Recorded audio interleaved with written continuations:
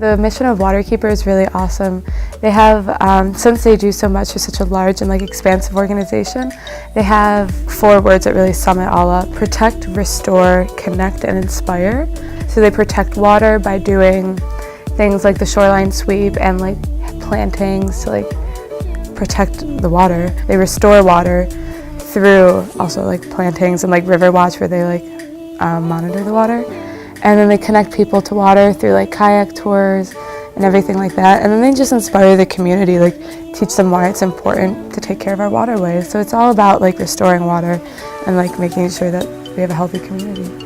So they have a bunch of different projects. Well, one, the Shoreline Sweep just happened, which was amazing. They had 52 sites, which last year they only had 35 or something like that. So they did the Shoreline Sweep. Over 2,000 people volunteered. There was an after party at Resurgence Brewing, which was cool. But they collected 19,000 tons of trash. That's unreal. They found tires and car seats, so that's really amazing. They do that every year for Earth Day. And then they do monthly cleanups, so they have them at Gill Creek. I think they're adding one to Tiff Nature Preserve. It was so cool. The woman from Tiff came into the office for the Shoreline Sweep and was like, can we do monthly cleanups? Because we need it so badly. And Wendy was just yeah, we'll put you on the schedule. They're so accommodating. They're doing things in Forest Lawn, which is right across the street from us. So they're because Kajakwata Creek flows through Forest Lawn, and that creek is super polluted. And so they're just, I don't know the exact details, but I do know that they're monitoring the construction, so everything's going well. They do River Watch, and River Watch is where they collect all the data for the health of the rivers. And they do that so they can track where we've been and where we're going, and if there's a random pollution to the waterways, they can go back and look at their old data, have a baseline, and then see what's going on with the water now and how serious it may be. So it's really awesome. They have about 90 sites of that. They go all over the Western New York area.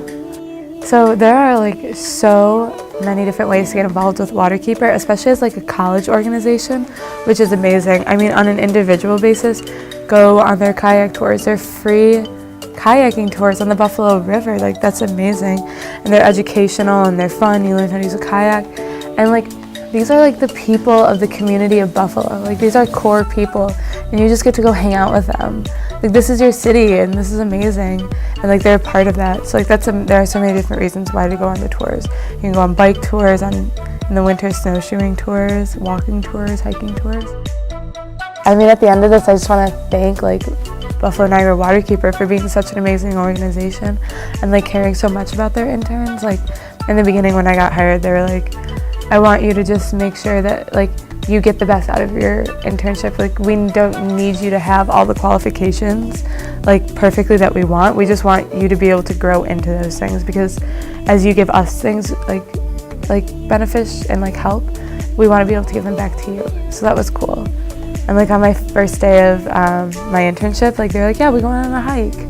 So that was cool, and they're just so much fun, and I hope that other organizations can treat their interns like this, because they're awesome, and I want to thank them for just being